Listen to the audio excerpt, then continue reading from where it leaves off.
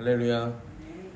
오늘도 말씀을 깨닫는 지혜와 응답받는 기도의 은총이 우리에게 넘치게 될 줄을 믿습니다. 오늘 저희가 열왕기하 6장 7절까지 본문을 봤어요. 근데 이 열왕기하 6장은 사실 굉장히 유명한 스토리가 있죠. 1절부터 7절까지는 이 도끼가 물에 빠져요.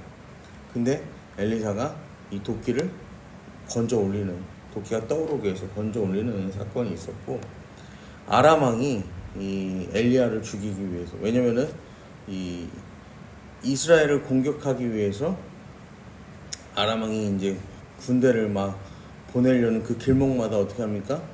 엘리사가 다 알고 미리 왕에게 이야기해서 방비를 튼튼하게 하죠.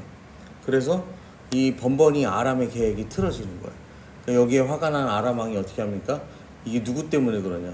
여기 스파이가 있냐? 그러다가 알게 되는 거죠. 저 엘리사가 있는데 왕이 침실에서 하는 얘기를 엘리사가 다 듣고 왕 이야기한다고.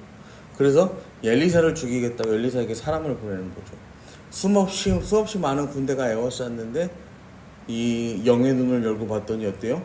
하나님의 군대가 그 아람 나라의 군대를 둘러싸고 있는 모습. 그 모습을 보고 이제 승리하는 그런 장면. 우리가 이 열왕기하 6장에 나오는 말씀이거든요. 여러분,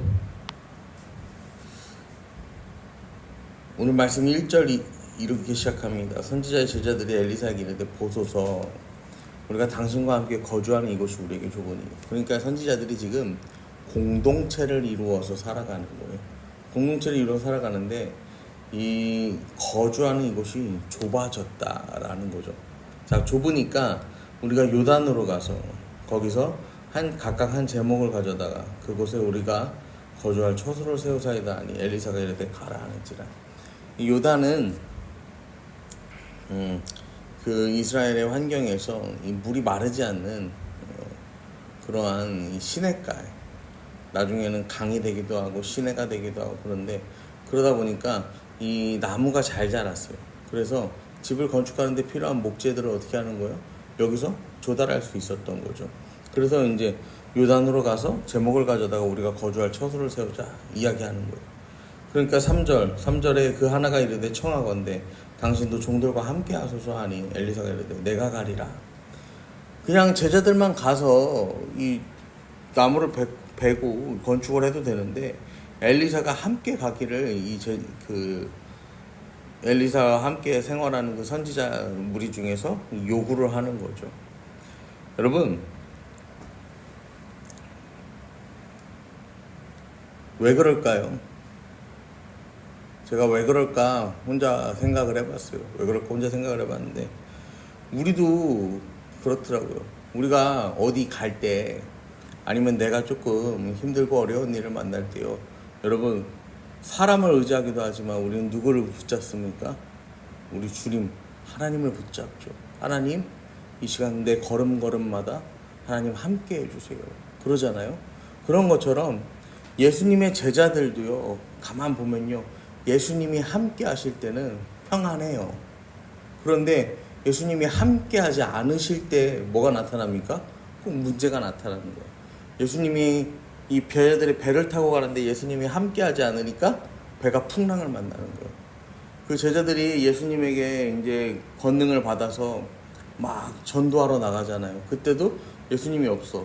그러니까 이 귀신을 쫓아내려고 했는데 어떻게 합니까? 제자들이 다 실패하잖아.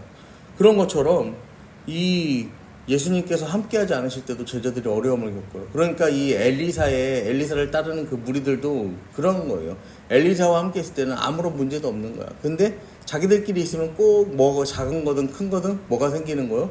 문제가 생기는 거예요. 그러니까 같이 가자는 거죠. 그래서 4절을 보면 드디어 그들과 함께 가니라. 무리가 요단에 이르러 나무를 베더니, 나무를 베기 시작하는데 5절에 한 사람이 나무 벨 때 쇠도끼가 물에 떨어진지라. 이에 외쳐 이르되 내 주여 이는 빌려온 것이니이다. 여러분, 선지자들이 얼마나 가난하게 살았는지 보여주는 거예요. 철이 귀한 시대긴 했지만 철이 아예 없는 시대는 아니거든요.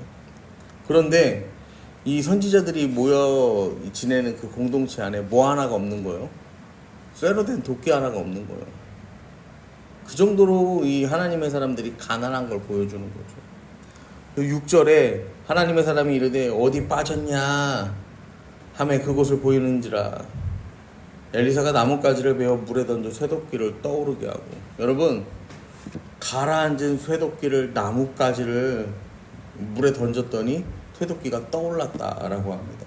그래서 이제 여기에 대해서요, 그런 어떤 이 자유주의적 신학 입장에서는 그렇게 이야기하는 거죠. 엘리사가 길다란 나무를 꺾어가지고 이 물에 넣어갖고 건져냈다. 응? 그 다음에 엘리사 눈에는, 이 다른 제자들 눈에는 안 보였는데 엘리사 눈에는 이 도끼가 어디 가라앉은지 보였다. 그래가지고 이걸 건져내는데 어려움이 없었다. 뭐 그런 거죠. 여러분, 근데 이게 뭐 신비로운 관점에서 아니면 뭐 그런 이성이라고 말하는 그런 어떤 이런 관점에서 보는 게 아니라 이게 뭐냐면요, 복음적인 관점에서 봐야 되는 거예요. 여러분, 복음은요, 원인과 결과대로 이루어집니까? 원인과 결과대로 이루어지지 않습니까?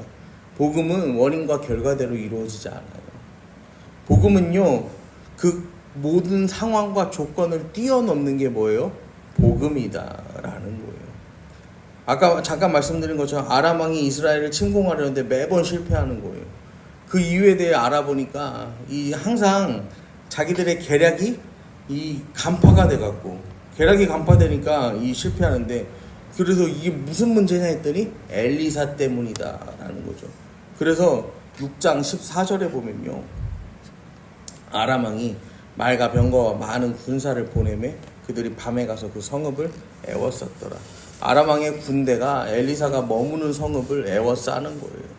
여러분, 이 군대가 그 성읍을 애워쌌어요. 엘리사는 죽은 목숨처럼 보이는 거예요. 이제 도가내든 쥐란 말이야.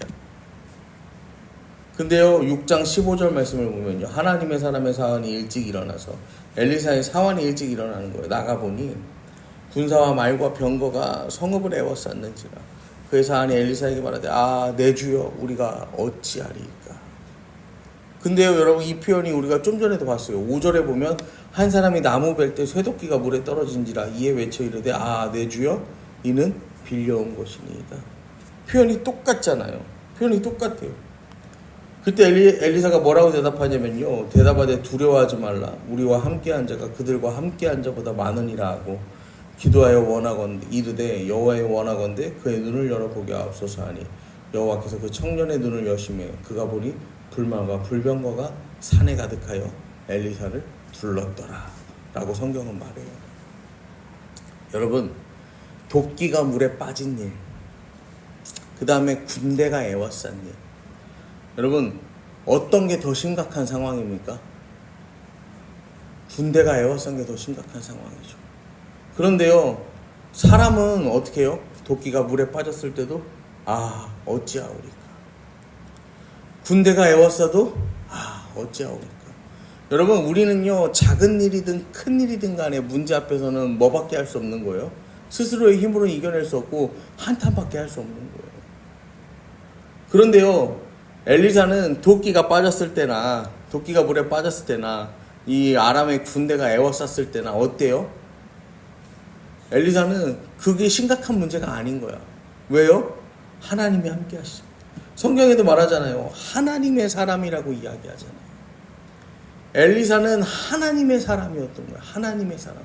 그러니까 큰 문제든 작은 문제든 간에 이 나의 인생에 닥친 이 문제를 해결해 주는 분이 하나님이시다라는 것을요, 분명하게 알았다라는 것입니다. 여러분, 우리가요, 그냥 보면 보이지 않아요. 도끼가 빠진 것 같은 사소한 일도, 군대가 에워싼 것 같은 큰 일도요, 그냥 보면 보이지 않아요. 하나님이 눈을 열어주셔야지 여러분, 보이지 않던 것이 보이게 되는 거예요. 우리의 일상적인 눈으로 보면요, 방법이 없는 사건들이에요. 두 개 다. 그런데 하나님 보시기에는 이 두 상황이 크게 다르지 않다라는 거예요. 하나님 앞에서는. 여러분, 오늘도 문제보다 더 크신 하나님의 능력을 바라보는 저와 여러분 되기를 소망합니다. 여러분, 우리가 인생에 문제가 많아요. 육신에도 문제가 많고 마음에도 문제가 많아. 삶에도 문제가 많아. 그런데요, 오늘도 나와 함께 하시는 우리 가운데 계신 너의 하나님 여호와가 너의 가운데 계시니 그 하나님은 어떤 분이라고요? 문제보다 더 크신 하나님이라고요. 여러분, 우리가 오늘 또 사람을 바라보고 세상을 바라보면요 희망이 없습니다. 하지만 예수를 바라볼 때 우리는 이 문제를 뛰어넘을 수 있음을 기억하시기를 바랍니다. 오늘도 예수 안에 우리가 바라보아야 할 절대적인 진리, 길, 이 생명이 있음을 기억하시고요. 오늘도 우리의 한탄과 우리의 이 한계를 뛰어넘는 하나님의 방법, 그리고 불말과 불병거로 나를 지키시는 그 하나님을 이 시간 바라보고 또 그렇게 간구하는 저와 여러분 되기를 간절히 축원합니다.